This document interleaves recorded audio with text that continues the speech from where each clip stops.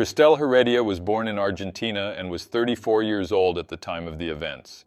According to sources, she worked in the administrative department of a group of radio stations. Her colleagues described her as a punctual person who got along well with everyone. Christelle had graduated in public and institutional relations from a university in Córdoba, Argentina. Close friends said she was a calm and kind woman, quite reserved, and did not like to talk openly about her personal life or any difficulties she was going through. At one point in her life, Christelle went on vacation to Chile, a country neighboring Argentina that generally receives many tourists from across South America. While in Chile, Christelle met a man named Hernán Felipe Herrera Larenas through a dating app. Hernán is Chilean but was living in Argentina.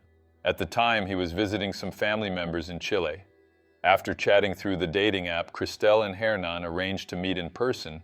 Their meetings became increasingly frequent, and when they both returned to Argentina, they started a relationship. At the beginning of the relationship, Hernán appeared to be a calm and attentive person. Friends of the couple said he was very affectionate with Christelle and that she was very happy by his side. Over the following months, Hernán began visiting Christelle at her apartment in Córdoba almost every day. There were days when he wouldn't go back home and would spend nearly a week at Christelle's apartment. This continued for a long time until Hernán decided to move in with Christelle. It is said that after this, Hernán's behavior began to change. The man who had once been attentive and affectionate with Christelle became controlling and harsh.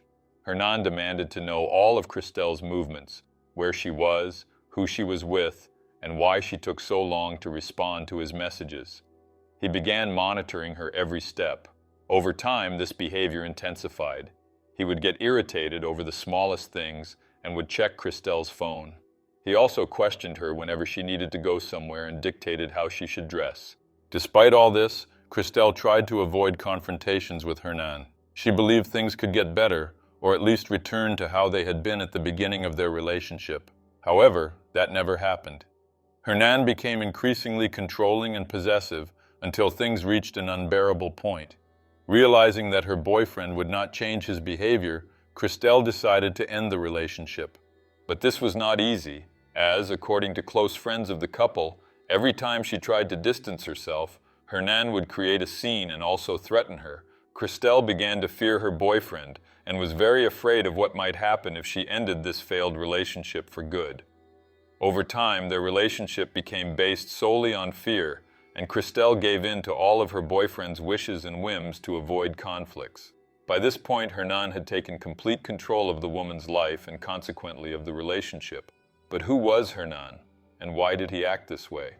To provide more context to this tragic story, let me briefly talk about Hernán.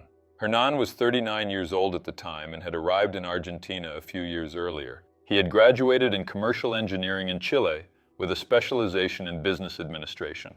Friends described him as a calm person who didn't pick fights with anyone. According to documents, Hernán had never had any prior issues with the law. Despite appearing to be a calm man, Hernán had problems with excessive emotional attachment, which resulted in jealousy and an inability to handle frustration. Before moving to Argentina, Hernán had worked at a company specializing in investments and later at another company that exported fruit outside of Chile. His job was stable and provided him with a certain financial security. However, according to reports, after moving to Argentina, his life began to decline. He was unable to secure a stable job in the new country and kept moving from one company to another in search of stability. Without a stable job to guarantee a good income, Hernán began experiencing financial difficulties. He could barely pay his rent, so he took advantage of the fact that Christelle had an apartment and moved in with her. After moving into her apartment, Hernán had almost no social life. He would leave work and go straight to the apartment, as if he wanted to monitor his girlfriend all the time. He didn't have many friends in Argentina, and when he started dating Christelle, he practically cut off contact with the few friends he had made in the country. He demanded that his girlfriend do the same, restricting her from communicating with friends and from going out without him. Everything indicated that this relationship would end in tragedy. On June 16, 2024, neighbors of Christelle's apartment, located in the General Paz neighborhood in Córdoba, Argentina, heard disturbing screams coming from the building. Concerned, the neighbors quickly called the police and reported what was happening. According to the police report, the neighbors stated that, in addition to screams, they heard sounds of blows and objects being broken. Almost at the same time that these neighbors called the authorities, Hernan also called, requesting the police to come to the scene. Hernan and Christelle had been living together in her apartment for several months. When the police arrived at the reported address, Hernan was the one who answered the door. According to the police team present at the scene, Hernan was agitated and had blood on his body, especially on his arms.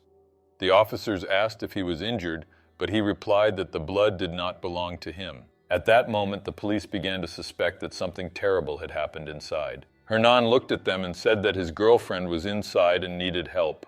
The police then entered the apartment, and in one of the rooms at the back, they found Christelle lying on the bed. As they approached, they noticed numerous injuries on her body, including stab wounds in the neck area. There was a lot of blood on the bed, which was only fully visible as they got closer.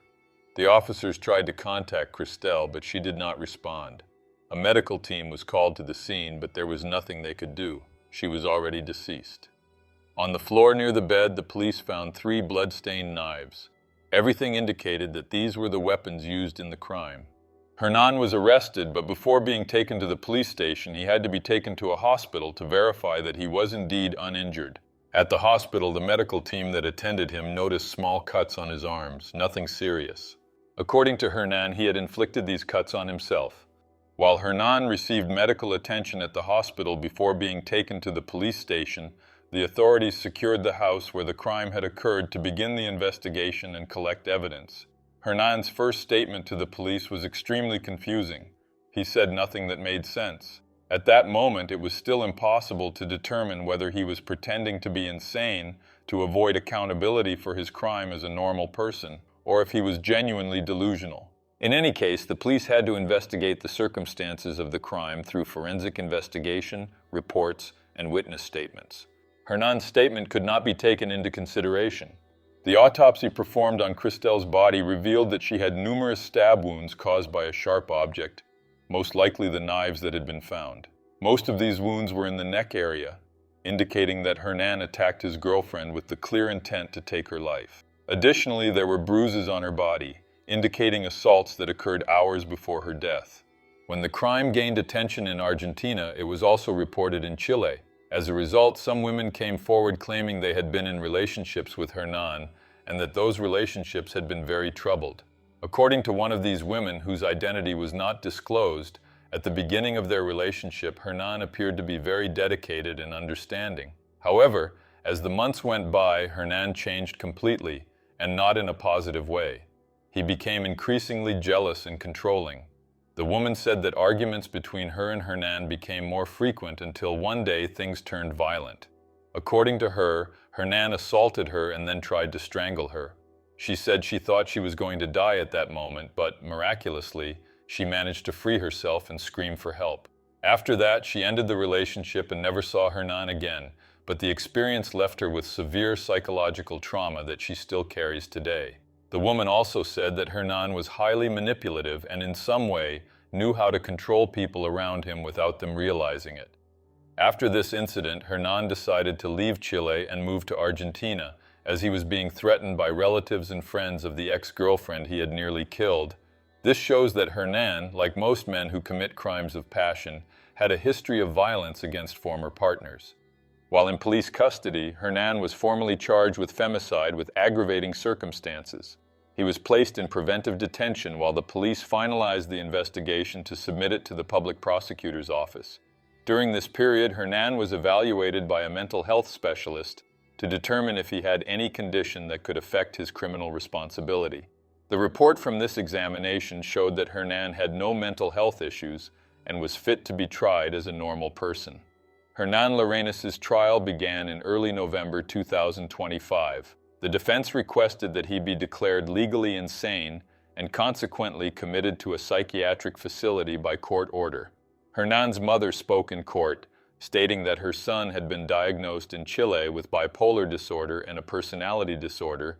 She said he was not a monster, but someone with a condition that needed treatment. The defendant's mother also stated that her son began showing intolerance to frustration at age 16, which caused him problems in social gatherings and outings. According to her, he was hospitalized in 2019 and 2020 and diagnosed by Chilean doctors with mood disorder, bipolar disorder, and obsessive-compulsive personality disorder. She added that he had attempted to take his own life years earlier. However, despite these claims, the mental health report conducted in Argentina stated that Hernan was mentally sane, as previously mentioned. At the end of the trial, the Criminal Court of Córdoba sentenced Hernan Larenas to life imprisonment for the crime against Christelle Heredia. This sentence brought relief to Christelle's family, but did not ease their pain. The victim's mother gave an emotional statement at the conclusion of the trial. She said that everything she had been living through was a true hell, that Hernan had destroyed her life and that of her family, and that her husband, who was very attached to their daughter, died 2 months after the crime because he could not bear the pain of living without her.